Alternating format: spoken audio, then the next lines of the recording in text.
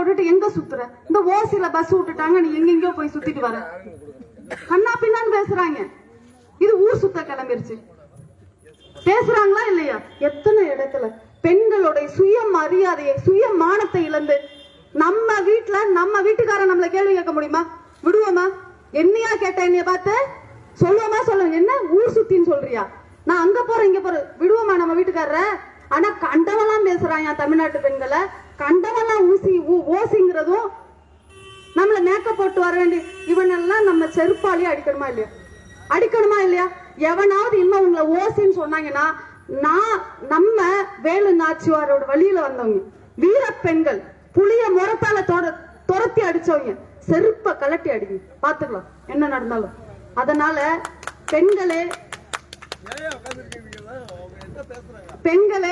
நம்மள இன்னும் எவனாவது ஓசின்னு சொன்னா அவன் அமைச்சரா இருந்தாலும் செருப்பால் அடிக்கணும். அடிப்பீங்களா? அடிச்சுட்டு தான் அடுத்த வேலையை பார்க்கணும். அமைச்சரா இருந்தாலும் சரி, அவனுடைய அடிவருடியா இருந்தாலும் சரி, விடக்கூடாது. ரெண்டாவது விஷயம், அடுத்ததாக அப்படியே தப்பி தவறி அரசாங்க ஆஸ்பத்திரிக்கு போனாலும் 10 நாள் போய் ஊசி போட்டாலும் வைத்தியம் பழிக்கிறது இல்ல, கேட்கறது இல்ல, மருந்து மாத்திரை வேலை செய்யறது இல்ல. தனியார் ஆஸ்பத்திரியில போய் ரவிசங்கர் டாக்டர் ஊசி போட்டாதான் எனக்கு ஒரு வேலையை மாத்திரையில நிக்க சொல்றோமா இல்லையா? எழில் மருத்துவமனைக்கு போனாதான் நமக்கு வேலை செய்யுது சொல்றோமா இல்லையா? எங்க ஊர் பையன்ட்ட, டாக்டர் பையன்ட்ட வீட்டுல போய் ஊசி போட்டாலும் சரியா போகுது சொல்றோமா இல்லையா? என்ன காரணம்?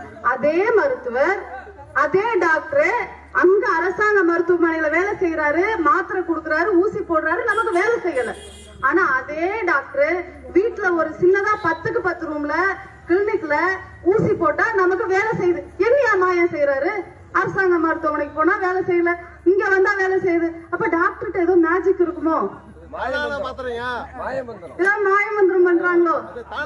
சிந்தித்து பாருங்க மக்களே, நம்மளை எப்படி ஏமாத்திட்டு இருக்காங்க, எப்படி நயவஞ்சகத்தனமாக நம் காசை சுரண்டி குடிக்கிறார்கள். இங்க இருக்கக்கூடிய அத்துணை தனியார் மருத்துவமனைகளும் திமுகவின் பினாமியின் பெயர்களால் இயங்கிக் கொண்டிருக்கிறது. முக்கால்வாசி மக்களுக்கு நல்லது செய்யணும்னு நினைக்கிறவங்க 4 பேர் இருந்தா, நம்ம காசை சுரண்டி திங்கிறவங்க 4000 பேர் இருக்காங்க தமிழ்நாட்டுல. இவர்களுக்கு அரசாங்க மருத்துவமனையில நல்ல மருந்து மாத்திரைகள் கொடுத்தா, நல்ல ஆபரேஷன் செய்யறதுக்கான உபகரணங்கள் கொடுத்தா, நமக்கு அரசாங்க மருத்துவமனையிலேயே மாத்திரை போட்டாலும் வியாதி குணமாகணும் தானே? அப்படி குணமாயிட்டா தனியார் மருத்துவமனைக்கு நம்ம வைத்தியம் பார்க்க போவோமா? அவங்க சம்பாதிக்க முடியுமா? முடியாது.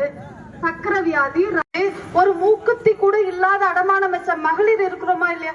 ஏன்னா 5 பவுன் நகை என்பதெல்லாம் நம்மள மாதிரி சாதாரண ஏழப்பட்ட மக்களுக்கு சாதாரண விஷயம் கிடையாது, மிகப்பெரிய விஷயம்.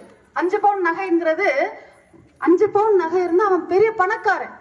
கிராமத்துல நம்ம கிட்ட நகைக்கு வழி இல்லை, ஏதோ அப்பனாத்தா போட்டது, தாத்தா வச்சிருந்தது, பாட்டி வச்சிருந்ததுன்னு அந்த குடும்பமாக பரம்பரையாக நம்ம கடத்திட்டு போற நகை தான் நம்மகிட்ட இருக்கிறது. அந்த நகையை அடகு வச்சு வெச்ச நகையை திருப்பிடுவான், நகை கடன் தள்ளுபடி பண்ணிருவாங்கன்னு காவல் காத்தே 4.5 வருஷம் ஓடிருச்சா? எத்தனை பேர் வட்டி கட்டாம நகை முழுகி போயிருச்சு. அன்னைக்கு நகையோட விலை 5 பவுன் 1.5 லட்சம் ரூபாய், இன்னைக்கு 5 பவுன் நகையோட விலை 6.5 லட்சம் ரூபாய். திருப்பி கொடுக்க முடியுமா இந்த ஸ்டாலினால, உதவாக்கர ஸ்டாலினால? அப்ப எவ்வளவு பெரிய துரோகத்தை நம் தமிழக பெண்களுக்கு இந்த பொம்மை ஸ்டாலின், உதவாக்கர ஸ்டாலின், நம்ம வீட்டு பிள்ளைகளை உதவாக்கரை ஆக்கிய ஸ்டாலின் செய்திருக்கிறார் பாத்தீங்களா? யோசித்து பாருங்கள் மக்களே, சிந்தித்து பாருங்கள் பெண்கள். ஏன்னா பெண்கள் சிந்திச்சாதான் நாடு உருப்படும். பெண்கள் சிந்திக்க வேண்டும். பெண்கள் சிந்தித்தாதான் நம்ம வீட்டு ஆம்பளைங்களா, ஐயா அவன் திருட்டு பைய, அவனுக்கு ஓட்டு போடாதான் நம்ம சொல்ல முடியும். சொல்ல முடியுமா இல்லையா? திருட்டு பையலுக்கு ஓட்டு போட்டா என்ன ஆகும்? நாட்டையே திருடி வித்து விடுவானா இல்லையா? அப்படிப்பட்ட உதவாக்கர ஸ்டாலின் இது மட்டுமா சொன்னாரு நம்மள ஏமாத்துறதுக்கு? சிலிண்டருக்கு மாசம் 100 ரூபாய் உங்களுக்கு தள்ளுபடி பண்றேன்னு சொன்னாரு, பண்ணாரா? விவசாய கடன் தள்ளுபடி செய்யல, நகை கடன் தள்ளுபடி செய்யல, கல்வி கடன் தள்ளுபடி செய்யல, சிலிண்டருக்கு மானியம் 100 ரூபாய் கொடுக்கல, பெட்ரோல் விலை குறைப்பேன்னு சொன்னாங்களா? செய்திருக்காங்களா? ஆனா மத்திய அரசாங்கம் செய்தது, பெட்ரோல் விலை குறைத்தது, சொல்லாமலேயே செய்தது. நமக்கு மத்திய அரசாங்கம் விலை குறைத்தும் கூட பெட்ரோல் விலையை குறைக்காம, டீசல் விலையை குறைக்காம நமக்கு துரோகம் செஞ்சது யாரு? இந்த திருட்டு பைய திராவிட கழகம் தானே, இந்த திமுக காரங்க தானே. யோசிச்சு பாருங்க, சிந்திச்சு பாருங்க மக்களே. இது மட்டுமா? நமக்கு நீட்டை விலக்கிடுவோம், நீட்டை ஒழிச்சிருவோம் சொன்னாங்க. இது வரைக்கும் செய்திருக்கிறாங்களா? பெண்களை நாம கணக்கு போட்டு குடும்பம் நடத்தினா மட்டும்தான் குடும்பங்கிற வண்டி ஓடும். உண்மையா இல்லையா? நாம கொஞ்சம் சொதப்பிட்டா கடங்கார குடும்பமாக மாறி குடும்பமே தலை குஞ்சு நிக்கிற நிலைமைக்கு போயிடும். உண்மைதானே?